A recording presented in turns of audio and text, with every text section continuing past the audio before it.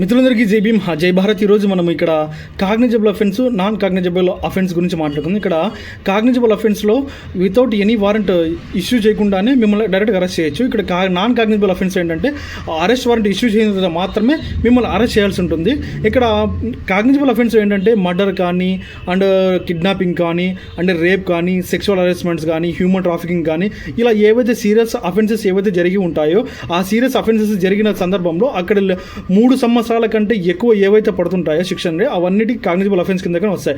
ఈ అఫెన్సెస్ చేసినప్పుడు మీకు అనేది ఏ వారెంట్ ఇష్యూ చేయకుండా డైరెక్ట్గా అరెస్ట్ చేయొచ్చు.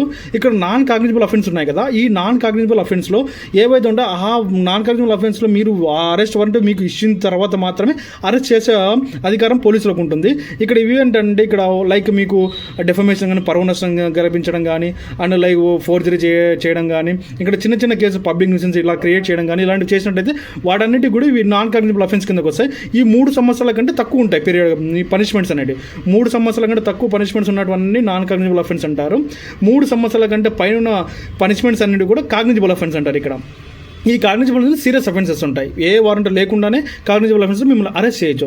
నాన్ కాగ్నిజబుల్ అఫెన్స్లో మాత్రమే మీకు అరెస్ట్ వారెంట్ ఇచ్చిన తర్వాత మాత్రమే మీకు అరెస్ట్ చేయాల్సిన అవసరం ఉంటుంది. ఇక్కడ ఏవైతే కాగ్నిజబుల్ అఫెన్స్, నాన్ కాగ్నిజబుల్ అఫెన్స్లో అరెస్ట్ చేసే ముందు కూడా ఈ నాన్ కాగ్నిజబుల్ అఫెన్స్ ఉంటాయి కదా, ఈ అఫెన్స్ అరెస్ట్ చేసే ముందు గ్రౌండ్స్ ఆఫ్ అరెస్ట్ ఏవైతే ఎందుకు అరెస్ట్ చేస్తున్నారో మీకు అనేది ఇన్ఫామ్ చేయాల్సి ఉంటుంది. అలా మీకు చుట్టుపక్కల ఉన్న వాళ్ళకి ఇన్ఫామ్ చేయాల్సి, మీ బంధువులకు కానీ ఎవరైతే థర్డ్ పర్సన్ ఉంటారో వాళ్ళకు కూడా మస్ట్ అండ్ షుడ్ బీగా ఇన్ఫామ్ చేసిన తర్వాత మాత్రమే అరెస్ట్ చేస్తారు.